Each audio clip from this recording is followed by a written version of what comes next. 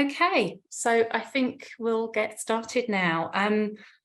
Just to explain, things are going to be slightly different to begin today's Food Thinkers.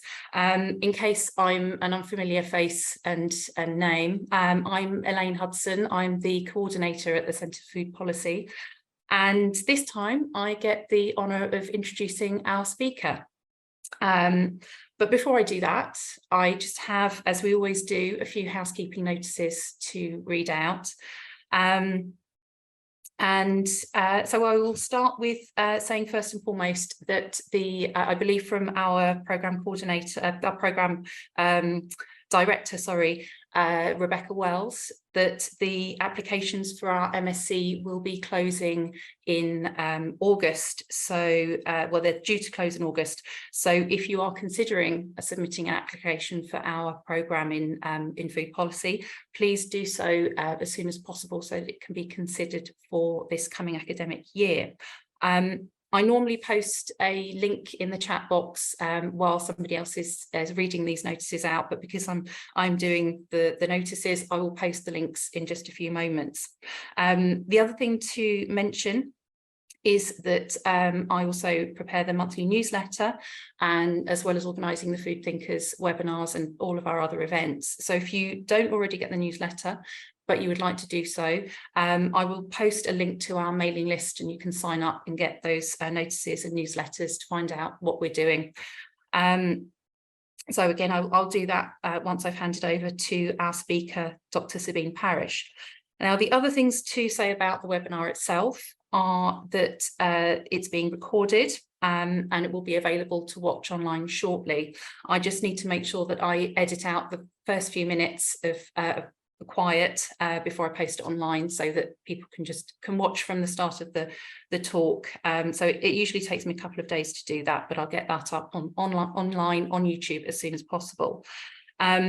Whilst Sabine is giving her presentation and you have any questions you'd like to ask, please do post them in the chat, in the Q&A box rather than the chat box, and post them as soon as you have the question. It's always good to have questions ready once the talk is finished so that we can get started on asking our speaker the questions, which will be moderated obviously after Sabine has given her talk. And we're going to be joined by our programme director for the MSc, Dr. Rebecca Wells, who will be moderating the questions after Sabine has given her presentation. So again, during the talk, if you would like to tweet about Sabine's presentation, please use the hashtag Food Thinkers, and you can tag us at Food Policy City on there as well. So in August, we'll be taking our usual Food Thinkers break, so everyone can have a summer rest. But we will be back on the 19th of September with a talk from Eleanor Boyle, who will be talking about or looking at strategies that were adopted in wartime Britain for food supply strategies, as a way of looking at ways to address food system challenges today. So I will be sharing a link to register for that talk towards the end of the summer. So please do look out for that and join us in September for the talk then. So now that I have got the housekeeping notices out of the way, I'm going to move on to the more important task of handing over to our speaker, Dr. Sabine Parrish. But before I do, I just want to give a little bit of a bio for her. So Sabine is currently a research fellow here at the Centre for Food Policy, where she's been working on our Family Food Experience London study, which is what she's going to be talking about today. She supported various arms of the project, and she's particularly led the qualitative data collection for it. And Sabine has a background in food and medical anthropology, and she was awarded a PhD in anthropology from the University of Oxford in 2021. She's conducted ethnographic work in the United Kingdom, the United States, and Brazil. She's also a research associate of the Unit for Biocultural Variation and Obesity at the University of Oxford, as well as a visiting lecturer at Stanford University. But I also have to say that Sabine sadly will be leaving us at the Centre for Food Policy at the end of this month, and she'll soon be taking up an exciting new role of interdisciplinary research fellow at the University of Aberdeen, where she'll be developing a new research project on food insecurity and rural agricultural livelihoods in Brazil. And I think I speak, Sabine, on behalf of everyone at the Centre in wishing you all the happiness and success in your new role. But we also look forward to future collaborations with you, so it's not a goodbye. So I've talked for long enough, but I think it's time for me to hand over to Dr. Sabine Parrish to give her presentation entitled "They Eat Biscuits So That They Don't Go Hungry, Intersecting Inequalities and the Place of Health in Family Food Practices in London." Over to you, Sabine. Thank you so much for the introduction, Elaine, and thank you everyone for letting me sort of go out with a bang here by giving the food thinkers and sort of my last week at City. I really appreciate that and the opportunity to get to share all of this work with you. Can we hear me all right? And we can still see the slides? Perfect. Well, then Elaine's already introduced the title of the talk, and we might as well dive right in. So the overview of the talk for today, kind of run through in as logical an order as I could think. So we've got the problem, the study, the questions we're dealing with, the methods, our participants. And then I'm just going to highlight sort of two strands of narratives that we heard from our participants. That's transmitting family foodways and caring through food. And then that will neatly take us to the conclusions. So to get started, let's think about the problem, or perhaps what we know already. So England faces a severe problem of inequality in child obesity. And the prevalence of childhood overweight or obesity in the most deprived neighborhoods is over double the least deprived, as you can see here in the graph from NHS Digital, that's using National Child Measurement Program data. And so existing research suggests that not only improving physical activity, but also diets will be vital to addressing these inequalities. So poverty and deprivation are associated with unhealthy diets among young people, and with these eating habits and preferences sort of shaped in infancy and childhood, they continue on into adolescence and adulthood. These poor quality diets in turn have a major impact on children's growth and development, including weight, which does typically track over the life course. And this inequality in overweight and obesity exists despite sort of over 15 years of government action to improve child diets, sort of locally within London, but also nationally.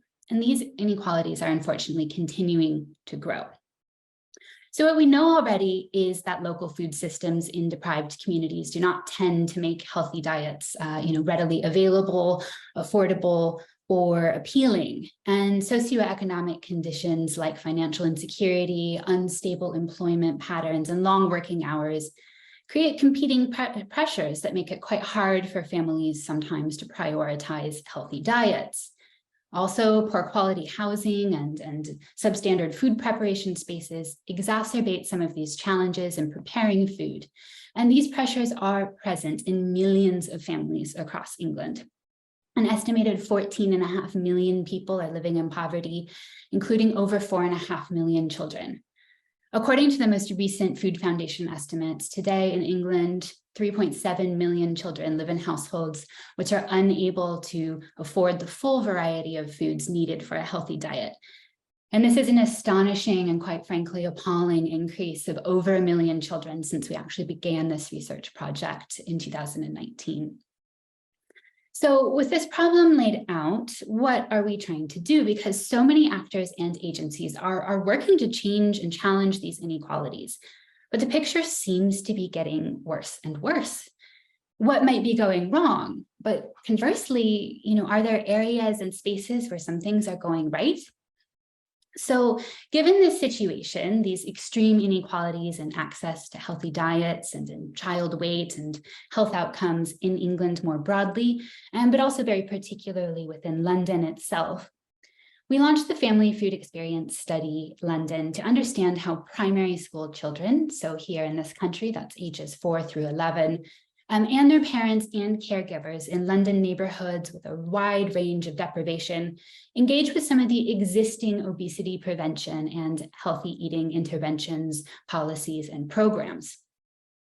Primary school children were our focus, given the very significant increases in overweight and obesity during these years, and the fact that alongside external influences, parents still have a really strong influence at these ages. So our aim was ultimately to understand how healthy eating policies can support families, but also to inform more effective healthy childhood eating policies. This was understandably quite a huge undertaking. It was a very complex mixed method study, which is actually still running through February of next year, and done in partnership with Durham University and University College London. And this involved a large quantitative survey of parents and caregivers across the 4 participating London boroughs. That's Croydon, Greenwich, Haringey, and Southwark. An economic analysis of intervention costs in these boroughs, group model building activities with local authority employees and local community members, sort of stakeholders involved in childhood eating interventions, food environment mapping within these neighborhoods, and also in-depth interviewing with families. And today I'm going to be focusing on the family interviewing, sort of talking a bit about our methods, why you might want to use them, and also some of our results. I am happy, though, to take questions on other aspects of the study once it comes to that time. So just shout if you want to know anything. So the overall question guiding the complete study was this: how do the contexts into which existing policies and interventions on diet are delivered influence their ability to have impact among children living in deprivation? And how could these policies or interventions be improved to address inequality? But for some of the family interviewing work, the qualitative work, we were zooming in a little bit further. We wanted to know, how do contexts of deprivation influence how and why children and caregivers engage with and respond to, or fail to respond to, existing healthy weight or diet policies and interventions? It's a very good, complex, robust question, but to actually answer it, you have to break it down even further. We have to answer, what are these contexts of deprivation? We've already seen from how I've introduced the study that this is actually frequently in public health research, very, very often framed explicitly in terms of income or finances. But to understand the previous questions, we need to describe and understand what these contexts of deprivation are in a holistic sense. They do, of course, include income deprivation. I will be talking about this. It does play a role, but they don't necessarily end there. And various forms of deprivation and inequalities frequently intersect or compound each other. So today's talk is going to focus actually perhaps a little bit less on the intervention side of our question, but understanding more what this wider context of deprivation might look like and how this ultimately intersects with family food practices and health. And I know Elaine introduced me earlier, but it is, I think, perhaps worth reminding you here that I don't come from a public health background. I am a medical anthropologist. And so as a medical anthropologist, I really approach health as a state of well-being, which is subjectively and ultimately culturally defined. So health, I don't see as defined exclusively by the absence of disease. Rather, it's a much more dynamic and holistic understanding, encompassing sort of the physical, the mental, the social aspects of a person's life, alongside that interplay between human and non-human biology and the social world, the biocultural aspect, if you will. So relating to this particular study, individual and cultural understandings of health, and alongside the extent to which health is valued or prioritized, they shape not only how parents approach food and feeding their children, but also public discourse and public health messaging about food. First things first, though, how do we answer these questions? How do we go about doing this? So for these types of questions, we see it as requiring a lived experience approach to capture the everyday realities of people's food environments and food experiences in the social context. So in conducting lived experience research, we aim to illuminate and foreground the experiences of those who live with, through, and alongside the problems or phenomena that we're seeking to investigate, or if we're working in an applied setting like we are here, to address. And so lived experience research generates robust data, although it often looks very different from the numbers or statistics some people are used to. And then this is then interpreted and analyzed by research teams. So writing in relation to ethnography, specifically, the researcher Suzanne Hall highlights how this type of research is concerned with what she calls the dimensions of human experience that are inaccessible to quantitative analysis. A survey can tell us many things. Indeed, that is why we included a survey as a very, very key part of this wider project. But spending time with people on the ground can really help flesh that out, to understand how those survey responses are felt, experienced, lived. But before turning more specifically to the methods we used within this project, I just wanted to point you to this research methods brief, which was published by the Center for Food Policy in 2021. It provides a fantastic overview of the different kinds of lived experience research methods that you could use if you're doing food systems research. It's available on the center's website, and it's a fantastic resource. So if you're wondering, what are the ways you might incorporate lived experienced work into your own research practices, I definitely say take a look at that. Now, in this project, the specific methods I was using were in-depth interviews and go-along walks. And so go-alongs are an adapted form of ethnography. It allows us to see how people experience their worlds and their contexts, in the actual day-to-day as they're going about doing what they would. So essentially, with each family, we would aim to have a first sit-down meeting to get to know each other a bit, and then 2 go-along walks. And that is me accompanying families on their daily activities at the time and the location of their choosing. And we talk as we go. It really is what it says on the tin. It is going along. So they're participant led in the sense that I don't say, you need to take me to Sainsbury's. I try to fit into their lives and their routines as much as possible. And I go along on something which was already always going to happen with or without me. Now, because our interest was in food and children, we tried as much as possible to align these with family shopping trips and things like walks home from school. But this was not always possible because, life is messy and busy and complex. So for as many families as possible, after whatever combination of go-alongs that we did, we also aimed to have a final sit-down interview in the home so that we could follow up, in greater depth, on things or actions I might have observed while we were walking, but that we didn't actually have time to address on the walking day. And the 4 visits weren't always possible. It wasn't always possible to get 4 done with every family because lived experience research needs to be both realistic about people's availability for involvement and ultimately respectful of people's time. So the direct data that this generates are things like audio recordings and also field diaries. So these are comprehensive researcher notes completed after each walk or interviewing session. And I mention that because I want to contextualize why sort of later in the talk, there's going to be some direct quotes presented from the participants, but I'm going to talk you through them as they relate to the wider family narratives, to things which were observed, to statements which came up in other interviews. So this is very different than perhaps, for instance, focus groups, where you might just have kind of decontextualized quotes. Because for us, it matters not only what is said, but by whom and where and in what context. And then lastly, a note on time and trust. This is slow work. You can, I think, in fact, think of it, a bit like slow food, right? We generate a lot of really rich data, but it takes a lot of input, and particularly of time. It is essential to visit each family repeatedly to build up a sense of rapport and mutual trust. So for anyone not familiar with London, here's just a very rough map of the areas in which we are working. So that's 2 inner and 2 outer London boroughs.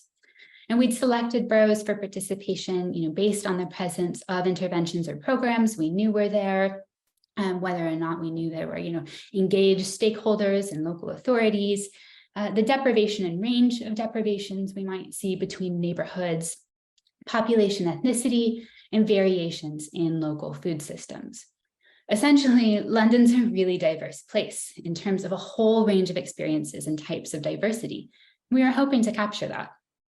So then within each of these 4 boroughs, we sort of zoomed in to do focused work within 2 smaller wards, one with greater income deprivation and one with greater affluence within each borough. All of our go-along participants were families who had taken that initial quantitative survey and then opted into being contacted about future research opportunities. So they were all living in or had a child in school in these wards of interest. And I worked with 23 families, conducting 75 interviews between February and December of 2022. So we, of course, at the outset had no idea that this would be the case, but the time period covered this sort of explosion of the cost of living crisis, and we inadvertently captured a lot of data on these changes.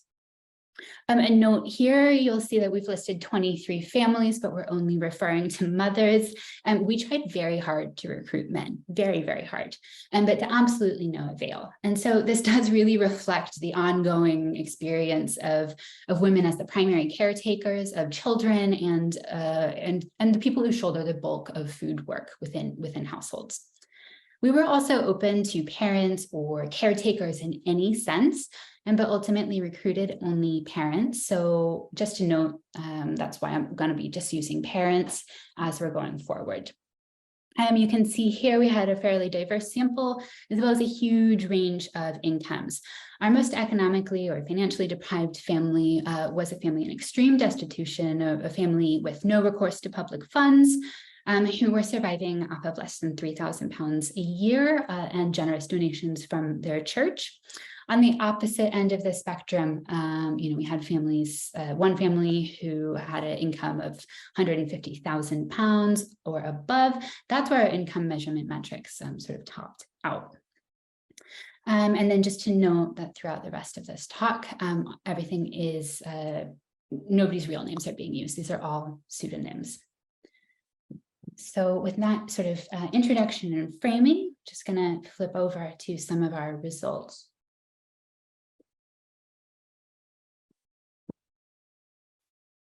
So I want to turn to 2 streams of narratives that we saw woven throughout participants' experiences and which reveal sort of both forms of deprivation and different types of inequalities, but also how, where, and to what extent health plays a role in family life. So first up are family foodways. And this does not necessarily mean ethnic foodways, although many of our immigrant families, of course, had particular feelings about this in terms of keeping a connection to their ethnic or national heritage alive. But really, we mean the ways and the manners of being around food within a household and the values instilled around food with children. So for some parents, teaching what they felt healthful eating to be, that was a really essential part of family food practices and a core part of the sort of relational daily family life. And this might sometimes even supersede concerns about heritage. So when asked if it was important to the human rights lawyer and high-income immigrant Martina that her 2 sons stayed connected to her South American heritage through food, Martina expressed that it was, quote, "not that important. To me, the most important is that the boys eat healthily." And so Martina stayed away from many heavy or meat-based traditional dishes from her home country. She foregrounded her version of a healthy diet. And in the kitchen cupboard, which held things like snacks and biscuits, Martina and her husband had taped up information about nutrition and what foods to avoid. They engaged both their sons in frequent conversation about what they were eating and why, and encouraged them always to check the traffic light nutritional labeling before snacking. But as I am sure that any of the parents in the audience could confirm, enacting one's values and desires around food and passing them on to your children is not always without conflict. So I live in Northwest London, and on this project, I spent a whole lot of time getting to know the wider London transit system. So I'm going to take you with me on this journey. We're hopping on the Jubilee line here, and we are heading to our borough of Greenwich to hear from Drita. So when I introduced Martina just now, enacting healthful food practices for her was a way to share values and time with her two sons and really create this holistic sense of well-being. But we're going to find out that for Drita, the transmission of some of these similar values did not work as smoothly. Drita was incredibly invested in making sure her 10-year-old daughter, Elira, ate plenty of fresh fruits and vegetables, as well as food which was home-cooked from scratch. And she expressed a lot of concerns about the long-term health impacts of a highly processed British, as she called it, diet. Yet when I met with mother and daughter together, we found them in quite intense conflict over food waste. Elira was actively resisting her mother's wishes, her directives around food, and wherever possible, she was making food choices which were in staunch opposition to her mother's values. An immigrant from Eastern Europe, Drita had grown up in a very, very different food environment from what she was finding in Greenwich. She described how she spent her early years under communism, and she had not encountered something like soda until she was a teenager. She had first moved with her husband to Greece before the family came to settle in the UK about 5 years before I met them.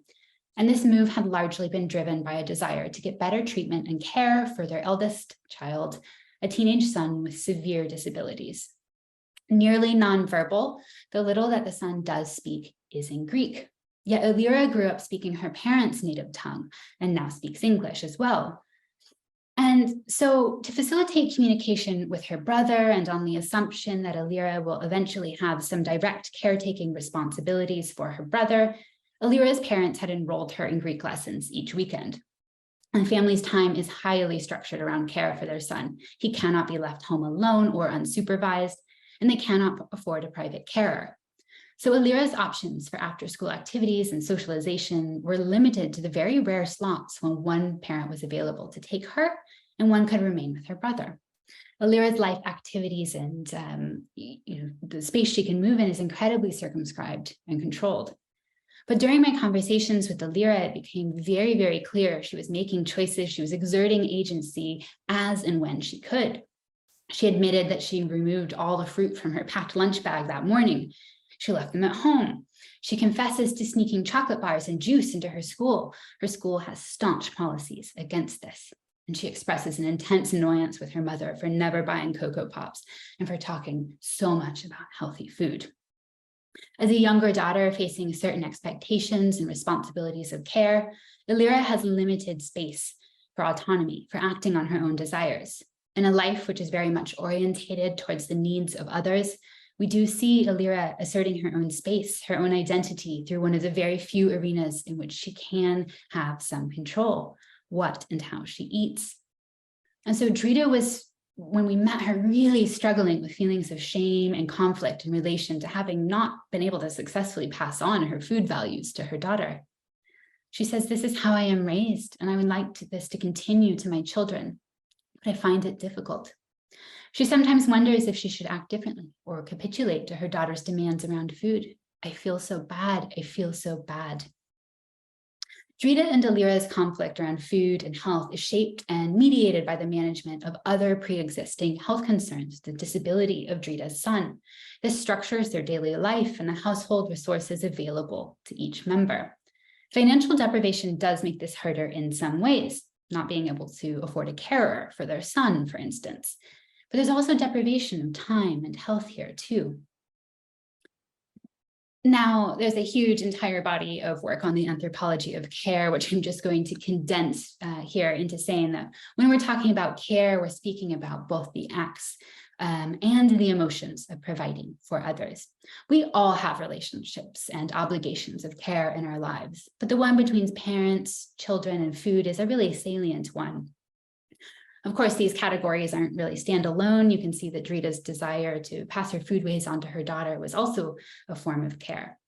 But we're highlighting care because it's something which emerges a bit in opposition to some of the kind of healthist discourses, things that stigmatize parents as uncaring individuals if, for instance, and as relevant to this project, a child is overweight. So to dive deeper into this kind of question, contested issue of care and food, we're going to go visit in depth 2 further families. But this time we're heading to Croydon, and we are on one of the lovely lime green trams, and we're going to go visit Marie. Marie's narrative actually sheds light and sort of links both the caring through food and the family foodways. So Marie is an immigrant from Central Africa. She now lives in Croydon, and she is a very skilled cook. She feeds her 4 children, aged 1 through 10, a mix of traditional African foods and British convenience foods. This is partly a matter of time and practicality, but also partly due to her own preferences and a desire to make sure that her children connect with their African heritage through food. So Marie, what she likes to do is cook enough of an African dish over the weekends to last them several days. And then she turns to faster dishes during the week when she is short on time. Because of the layout of her small kitchen, her caretaking duties for her own 4 children, in addition to frequently watching the children of friends and relatives who don't have formal childcare, and balancing her own part-time job at McDonald's, when she's cooking her traditional African dishes or actually any other food from scratch, Marie usually rises before the sun, sometimes as early as 3 in the morning, to fit in cooking. To battle her midweek exhaustion, Marie does frequently turn to highly processed, nutrient-dense, quick options. This is usually things like chicken nuggets or fish fingers in their household. And sometimes she brings home food from McDonald's where she works. So Marie's eldest daughter is 10, and Marie really hoped that she would soon be able to help her with the burden of cooking for the household. She actually confesses that she would have liked her to be helping with the cooking even sooner, but she has a lot of concerns about how much labor children are allowed to do in the UK without getting her in trouble. And so she's decided it's just better to wait until her daughter is a little bit older to get her more involved in the household chores. So Marie and her family are undergoing a very long and expensive process of getting every member UK citizenship. And she's very, very fearful of doing anything wrong in the eyes of the authorities, which could impact on their immigration status or potentially separate the family. Her husband works on the other side of London. He lives closer to his place of work, and he visits the family home only once a week. And so Marie is fully responsible for all of the daily house food work for the children.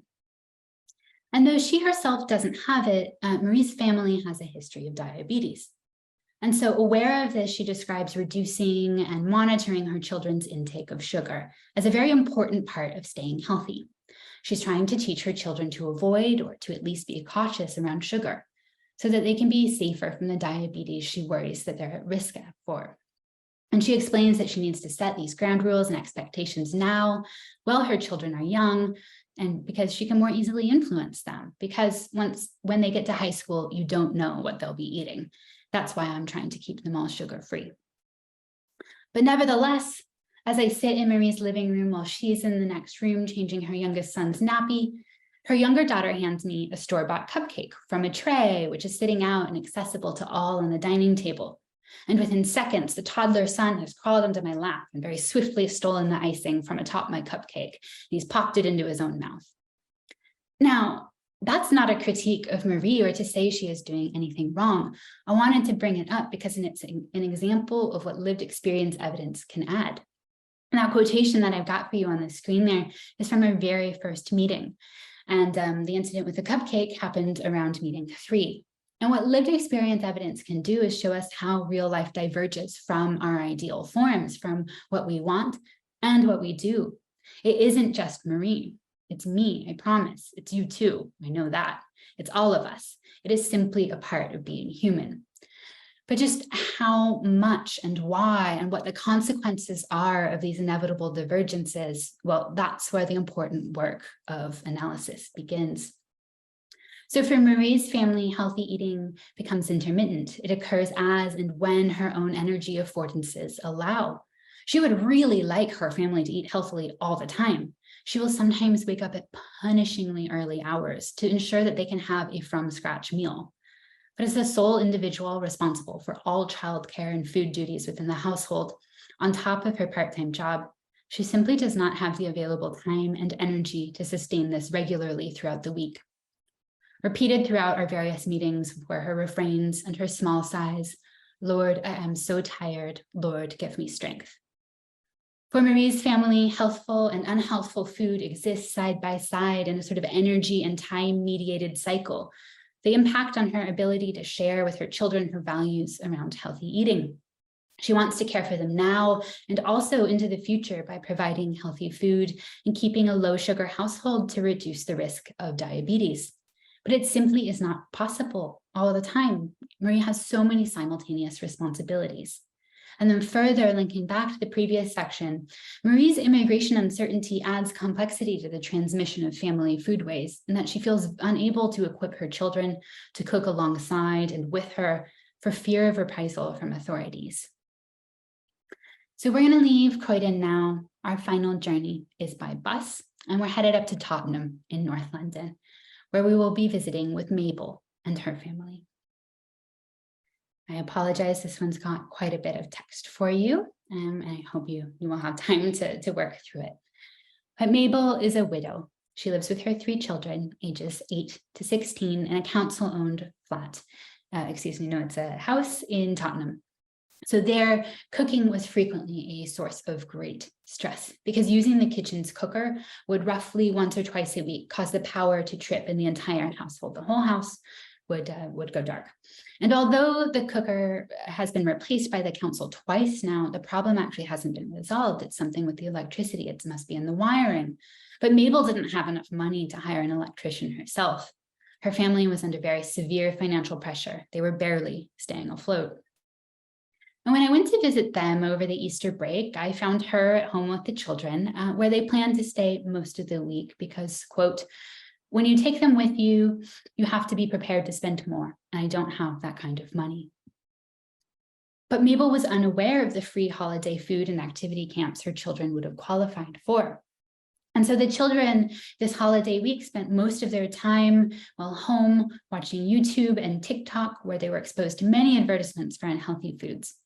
On both of these platforms, they enjoyed watching mukbang videos, a genre of internet video where people film themselves eating extreme amounts of food. And so watching this within one of our most sort of food insecure households, it was quite startling, just this visual disjunct between the food that was available in the home and the food that was available sort of virtually online. And at some point while I was over that day, her youngest daughter sort of broke away from watching the mukbang videos to very excitedly tell me about a picnic they had the other week for her cousin's birthday, where they got McDonald's. But Mabel cut her off to explain to me that actually this was a very rare occurrence. For cost reasons, she tries to, quote, not go there much, but prepare food at home for them. However, the act of picnicking together as a family is something they do frequently. They enjoy spending time together, but they just do this without the fast food that characterized the birthday picnic of their cousin. Mabel says, most of the time I don't have money. I will just do crisps and some pastries, and then we go there with water. We sit down and enjoy ourselves, and then we come back. Mabel is very aware of the types of food she wants to and also feels like she ought to be providing for her children. But she highlighted to me in particular and over several visits that fresh fruits and vegetables were both expensive and sometimes impractical. They were likely to go off and be wasted if she couldn't use them right after purchasing. And this she couldn't guarantee because her working patterns were incredibly erratic. She worked for a cleaning agency and frequently did night shift work, or her schedule would change at very short notice. And over time, I came to see that actually cereal was an incredibly important group of food for the family. Because of Mabel's work and not always having childcare available, the children were frequently left on their own in the evenings or in the weekends, and they had to eat foods which were accessible and manageable for all their skill levels, and which also didn't trip the household electricity. Accordingly, there was a lot of cereal eaten because it was something even the youngest daughter could manage, and it didn't involve the use of the cooker. And it was actually not uncommon for the children to eat cereal for both meals that they have outside school on any given weekday. Mabel longed desperately to feed her children well, but at the end of the day, simply feeding them anything or enough was a victory for her.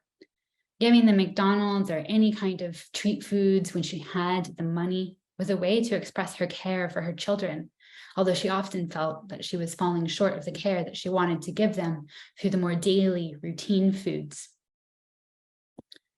So at the outset of the talk, I asked us to think a little bit about different types of deprivation and of inequalities. And here I've put up just a few which have emerged from across these three narratives that I presented today. But this is by no means exhaustive, because this was only a small segment of our data, of the narratives and the stories that people so kindly and so openly and vulnerably shared with us. Money and income is absolutely key here, but it isn't the only one. Each of these factors and then more influenced and shaped the way or the extent to which families are able to prioritize food for health at any given time. And so when we think about designing interventions that are aimed at reducing inequalities, specifically dietary inequalities and their sort of associated health outcomes, we need to consider the real, not how, lovely logic models say things ought to work in a very abstracted environment, but in the messy, weird, difficult, dynamic landscape that is being a person and being a part of a family in the real world. And so by way of concluding, just a couple of points.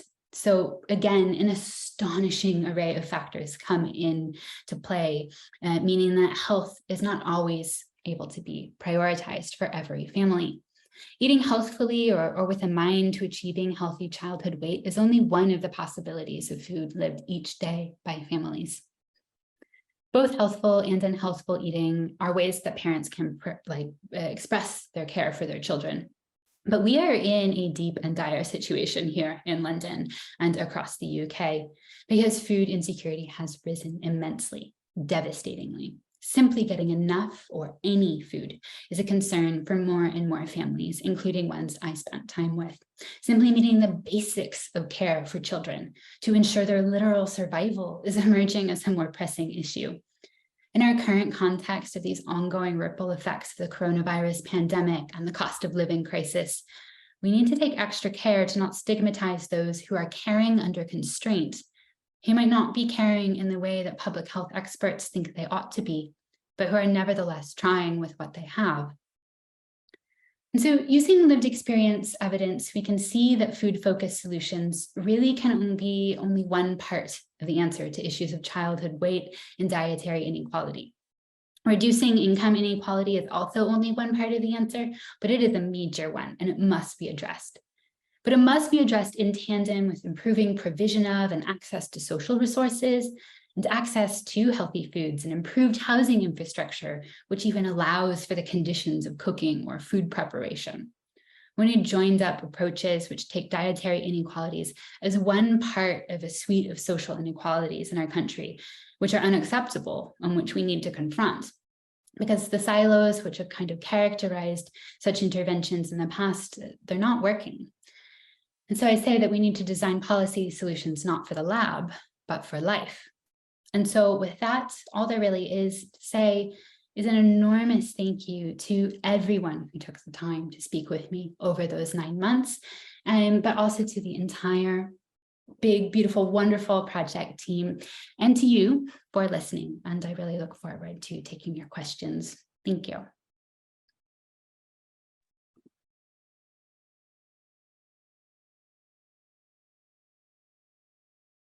Thank you so much, Sabine. Thank you for a really, really interesting talk and insight into your research, into the research of the team. Just to say that I'm Dr. Rebecca Wells. I'm a senior lecturer at the Centre for Food Policy, and I'm just here to answer your questions of Sabine. I've got a few of my own. I've got many of my own. So interesting just to hear about that work and to hear the views of some of those participants, and really great to have that sort of deep dive into a few case studies, just to really kind of insight into people's lives and what they're experiencing of the participants that you spoke to. So I'm going to put the questions, I think we've got some more coming in as I speak, but I'm trying to put them into an order of some kind. So one of the questions that I wanted to start off by is talking about the recruitment process. We have a few questions on that. And one of the first questions we had was from Barbara Crowther, who was asking, really interested in how you went about recruiting people to take part in the research, And given you were asking for quite a lot of contacts, so obviously those 4 visits over a long period of time, asking quite a lot of the families, you're not just looking at one person, you're looking at a number of people within the family. What do you think the families taking part in the research got out of that process? Yeah, so a little bit of background on the overall recruitment. So the families that we had as part of the go-alongs, as I mentioned, did participate in our wider survey. Information about the survey went out through all of the primary schools which were located in these 4 boroughs. And then parents could opt in. We did offer a financial incentive for participating in the survey. I believe it was £25 and in the form of a gift voucher to be used at sort of a number of supermarkets and sort of high street shops. We also offered a financial incentive it was sort of £25, the same voucher system for participating in the interviews. And I know that was really valued by a lot of families. Of course, you want to, compensate someone fairly and squarely for their time. But I don't think that was hugely the draw for most people. And I don't think actually that £25 is sort of actually a fair exchange for me to hear about your life. And so one of the ways you need to be doing, or that, sort of my philosophy around doing this type of work and this type of research is you have to be absolutely radically open to hearing and understanding. You have to genuinely want to know. It's really difficult. Some days at the end of the day, you're exhausted, you're open, you're porous, you've been hearing all of this. But I think that to truly be listened to was a draw for people, or it kept people kind of coming back. We had a little bit of attrition. I think just 2 families though dropped out after they had started, and it was just for kind of various reasons, moving and things get life is busy. So yeah, that's more or less how we did it. And I really, really enjoyed speaking to a lot of people, and I got the sense, and I've done this long enough that I think my sense was correct, is most people actually quite enjoyed this as well. And you really never try to be an imposition. Obviously, the first time you go shopping with someone, they're going, this is weird, I got this, someone's different, is it not? We try to be as unobtrusive as possible. But I don't know, Rebecca, if I went shopping with you, I just, you would go, oh, why is she here? It changes, things a little bit, but then it allows people to kind of narrate their lives as they go about them to you.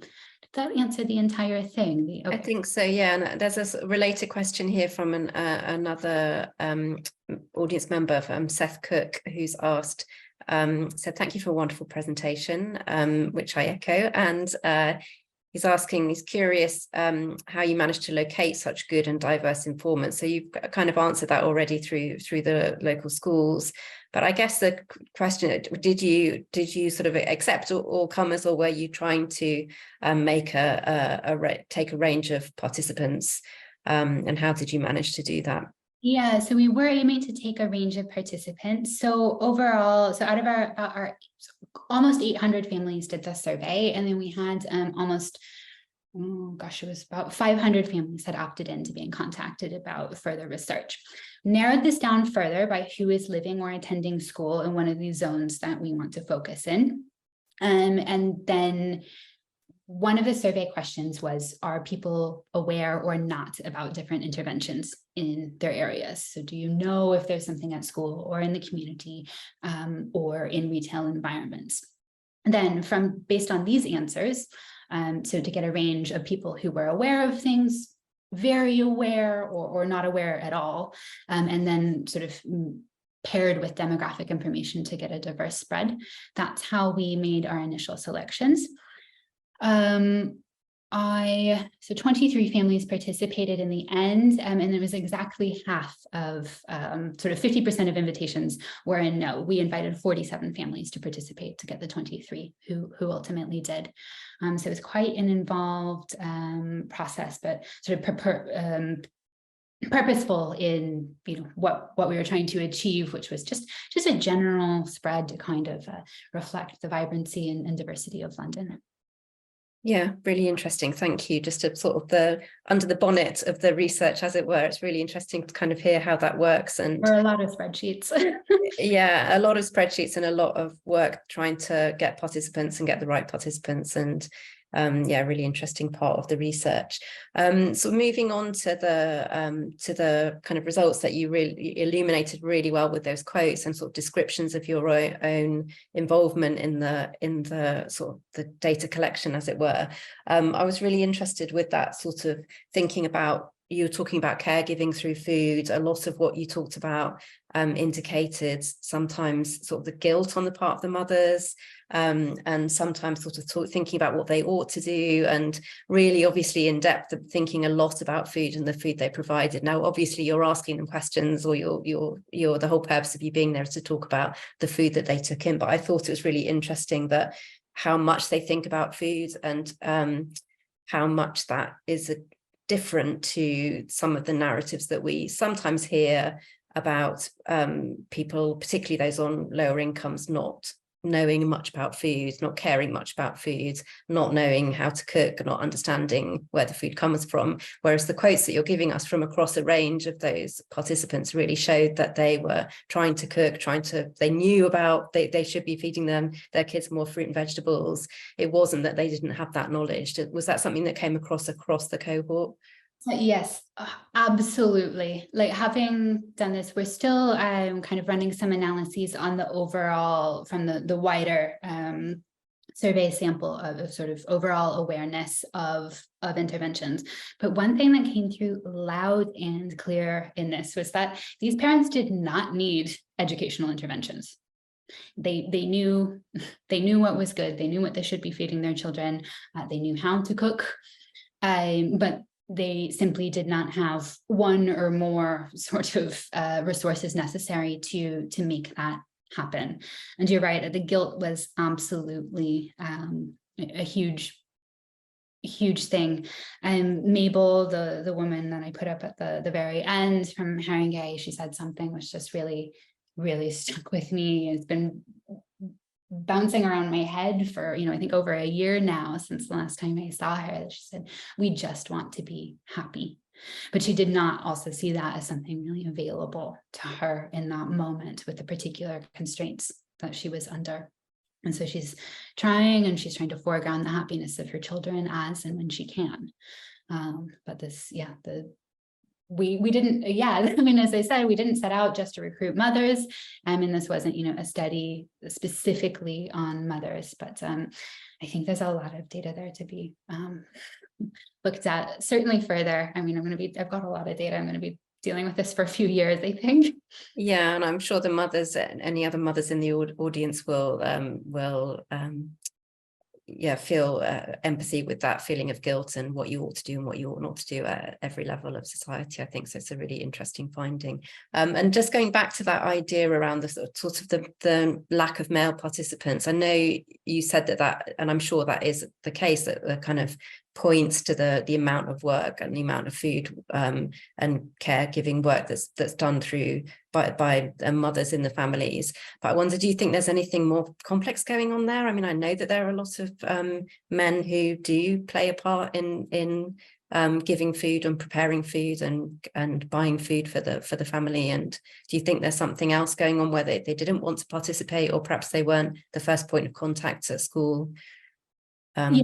So I think something to do with the school registration was absolutely part of it. So, we've thought, okay, if we were doing this study again, we'd probably try to recruit through sort of different modes, because we've definitely had that thought is probably, but then again, why is mom the first point of contact at school as well? So we get into quite a complicated and sort of systemic set of gendered norms. It was really interesting because we did have a couple of, men in the relevant areas who had filled out the survey and said, okay, for like meeting the kind of diverse quota that we want. Once we saw a guy, we tried to, sort of hit them up for participation first, once we realized that we didn't have any. And it was really interesting. We just got firm, like immediate, nope, not interested. Thank you. And where women were, even if they ultimately said no, we're often more interested in having a phone call to see, well, what does this entail? Is this right for me or my family? So that I still don't entirely know what to make of it. And then I will say that so lots of the families had fathers who were there, these were not all single mothers by any means. And we got to have I had sort of one go along session where a father was involved for part of it, and then he had to sort of jet off.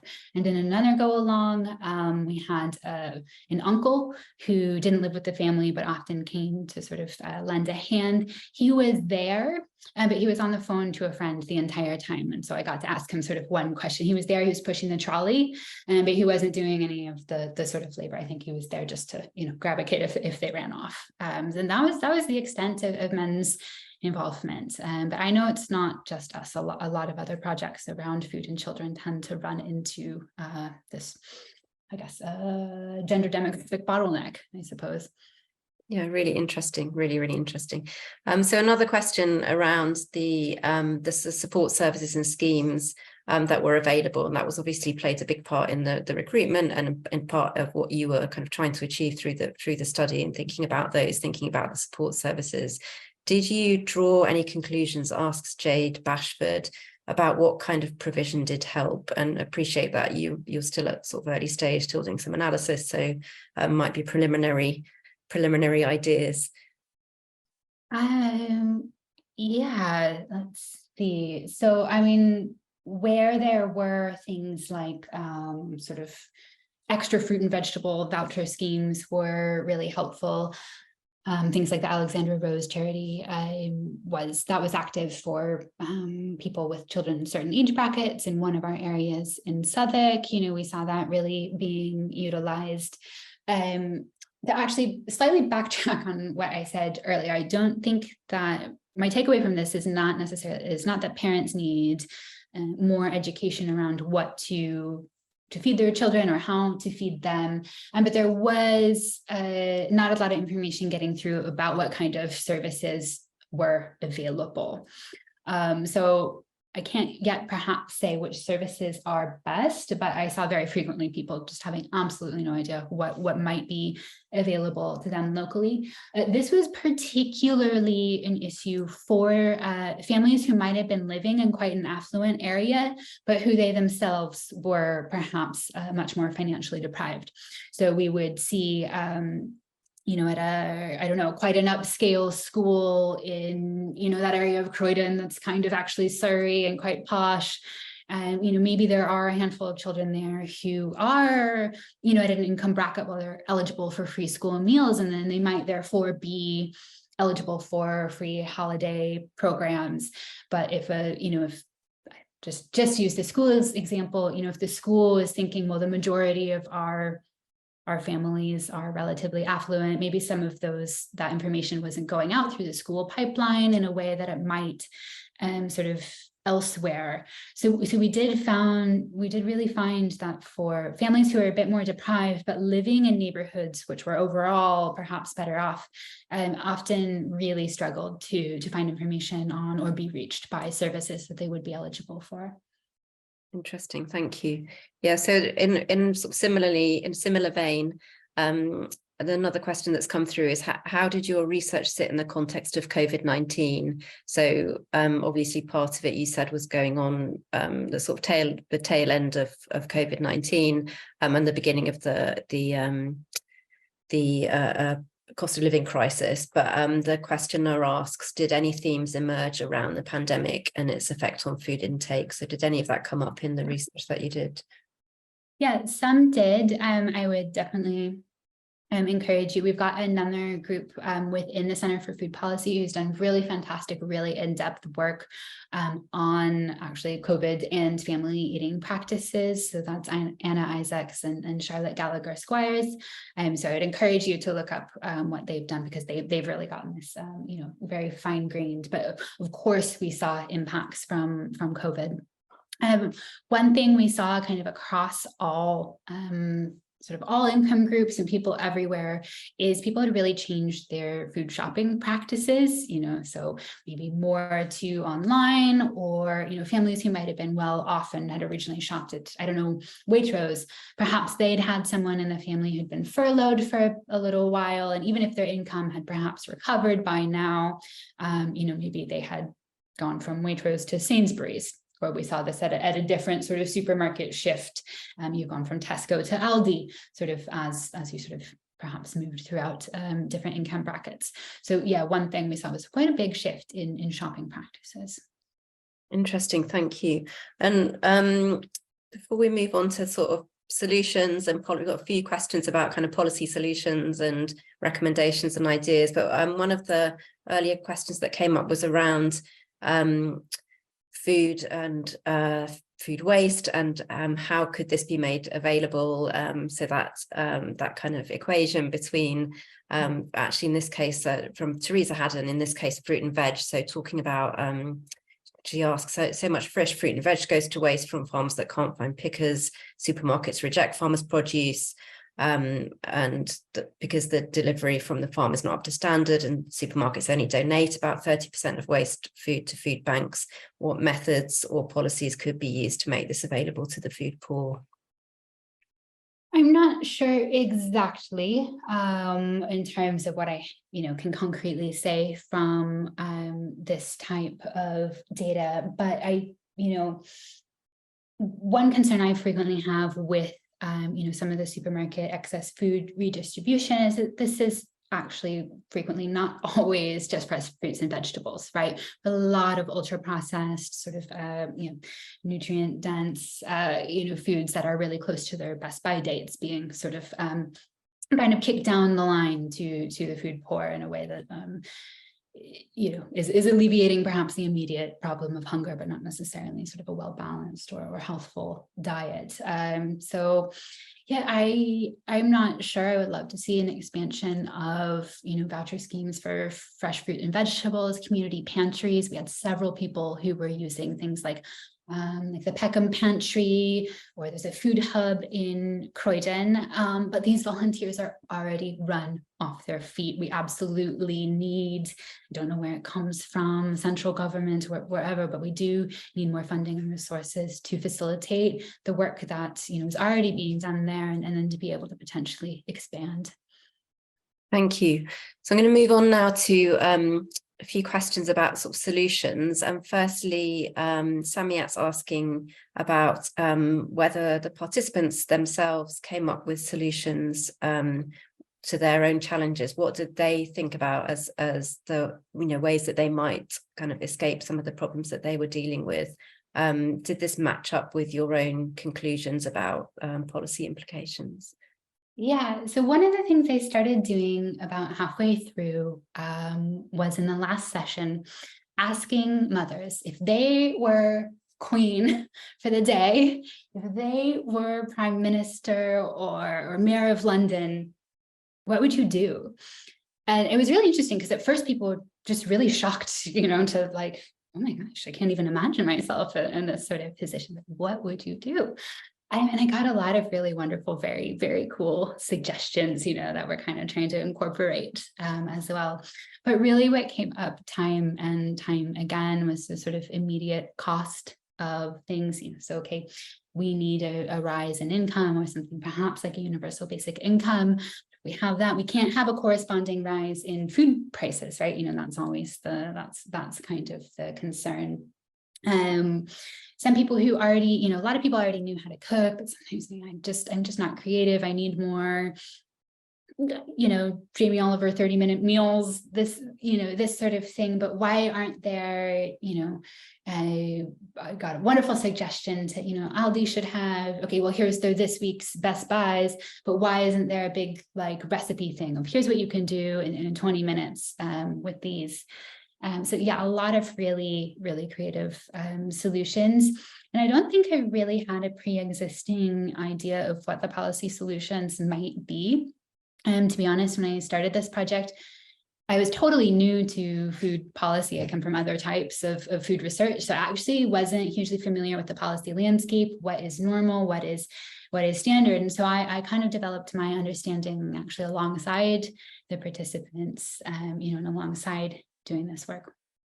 Thank you. Yeah, it's really interesting to hear some of those ideas and sort of thinking about what's needed. And I guess there's, the monotony of cooking and having to feed your family every day, especially when you're on a low income, to be creative in that space is can be also very difficult. Sorry, I missed one, but what people said again and again and again, which is interesting because actually now the kind of policy discussion level that I'm more familiar with, and you do see it in the news, it says, oh, people are really resistant to this. People really were going, we want some zoning restrictions. Why is there a Burger King and a Wimpy's and a McDonald's and a Pizza Hut and this? Why? So people like zoning restrictions came up quite frequently, just independently when people were asked, what would they do? Yeah. And another question here that's come in from our one of our participants asking about that there's a noticeable gap between what public health say that everything has to be healthy food and what the reality really is for those in food insecure households. So time, access, cost, and the participant is saying it's really not about healthy food, it's about feeding people properly when they're hungry, and wondered if you have any tips in overcoming this knowledge gap among those who have the chance to take decisions that might make a difference. So that kind of interesting about not necessarily educating the participants, but thinking about educating the policymakers or those in charge about the importance of this lived experience research. I don't. That's what I'm trying to work through now. So if you have any suggestions, I would really like that. I mean, it is hard, I think, sometimes to get people to see actually what kind of the depths of this problem. I lived and worked in Brazil for a long time. I'm used to very stark income inequality and inequalities and sort of standards of living, even neighborhood to neighborhood. And some of the things I've seen in London over the last sort of couple of years of doing this work has really shocked me, or been as sort of unequal as perhaps people might stereotypically think of somewhere like Brazil, which has also been going through its own issues and sort of food insecurity over the last couple of years, particularly since COVID. And it's a kind of a dangerous and fine line to walk, because I don't want to be here saying, yes, everyone eat ultra processed foods because they're great, but if it's ultra processed foods or nothing else, I mean, come on, right? So I don't know. I'm working with thinking all of the time about both how do we combat stigma, how do we be realistic, how do we be compassionate? I think that's the big thing that needs to translate here in terms of education and information is compassion, which sometimes seems to be missing. But I'm afraid that I don't exactly have yet a concrete and winning education plan for policymakers, but soon. Yeah, so a couple of questions about the research itself. So sort of thinking about areas of the research or the research methodology. So Olive's asked, great presentation, Sabine, thank you. And building on your earlier words about financial compensation, sometimes feeling that's not enough for hearing someone's story. What other meaningful ways can researchers use to compensate participants for their time? Do you have any thoughts on that? Yeah, my first thought is I do think that the certain funding agencies stipulate what is the baseline for compensating participants. I know everybody's financially strapped, including funding agencies. I would, if I was queen for a day, I would happily double the amount that we sort of need to pay people, and because it's, it can be really distressing. People, there were absolutely times where I was sitting and sort of holding someone's hand as they're sobbing and they're telling me about how difficult things are for them. It's not fair. I don't feel like that is a fair exchange. Okay, well, here's £25, and that's what I'm saying again, to bring compassion and just a genuine openness into it. This project wasn't sort of co-designed in the sense that it was designed from the ground up with individuals and community members. And that is one way to get people kind of to just bring them in more equally, where there's a less risk of this being transactional. But also to, within the limits of what you're ethically allowed to do. And, I can't go around just contacting my participants left, right, and center. We've got professional ethics to adhere to, but to keep people updated, to keep people feeling that they're involved, to say that we didn't just come in and this lady that I'm never going to see again took my story and left. And that is, I think, very, very fundamentally unethical. So, right now there's been a bit of a lull. I've been doing, trying to do the analysis and haven't really been in communication with the participants. We've been getting some of the initial findings passed. We have the sort of caregiver advisory group, or sort of PPI, the public and patient involvement group, but really soon getting these, getting everything back to the participants, back to everybody who gave this to us in the first place, to keep those sort of lines of communication as open as possible, I think is really important.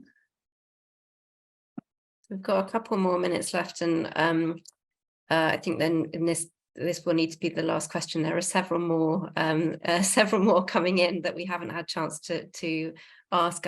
Apologies to anybody that asked a question that we didn't have time to get to. But one of our audience members has asked, so thank you for an excellent presentation. Do you have any thoughts on what future research into food insecurity and dietary inequalities should focus on? No pressure. Right. So back if I was, in charge of the funding bodies for a day, I have a lot of ideas, but there's, that balance of what do I find really interesting, and then what is really important and really urgent, because I think we are in an urgent and desperate situation here. So I would, I guess I would like to, however it is, myself, someone else at some point, explore further in depth this kind of education gap that we're seeing as perceived by certain, perhaps policymakers or, certain stakeholders, that's not being, actually felt by people on the ground. I'd love to, do a little bit more work on kind of the transmission of cooking skills when you're in quite constrained environments. We had one family who was living in kind of emergency temporary accommodation where the whole family was living in just one bedroom together, and there was a shared kitchen, and so the mom was really wanting to teach the children how to cook, but this just wasn't facilitated by space. So looking at the ways that sort of space and infrastructure actually facilitate some of that skills transmission to children, because I think we've established that the mothers and the parents, they have the skills, but what are the conditions that need to be in place for those actually to be sort of passed on? Thank you. Yeah, that's really interesting. I think it just highlights the sort of systemic nature of what we're talking about, right? So the fuel poverty, the lack of consistency in heating or in energy, and with that kind of double whammy of the sort of cost of food prices going up and energy prices being at very high, and must be very difficult for people on very low incomes to manage that. So I think all it remains for me to do is to say thank you, Sabine, for a fantastic presentation. Thank you for giving us an insight into both the research process and into the the lives of your participants, and also the research results. When can we expect sort of publications, or is there any plans for putting some of this research out? Where could people find out more about the research if they'd like to know more about it? Yeah, absolutely. Thank you. We are in that very funny stage where things are just starting to sort of get submitted for publication, but we might not have any actual publications for you for a little bit, because obviously we have to go through the peer review process. So I would say, sort of springtime next year, all publications will be archived on the Center for Food Policy website. So that's a really great sort of your one-stop shop for all of this, the research methods brief, Charlotte and Anna's work on COVID and family food experiences as well. So keep an eye on that. And then I guess my email address was on the recording. So, if you have any direct questions, you're welcome to reach out as well while we wait for things to be published the proper way. Fantastic. And yes, sign up to the newsletter and you'll get information on the research and any publications that are coming out. So thank you so much, Sabine, and thank you for all of your work for the Centre, and the very best of luck in your new post, and hope to see you very soon. Yes, and thank you, everyone. I really appreciate it. Great questions. Absolutely. Thanks, everyone, and hope to see you next time. Bye.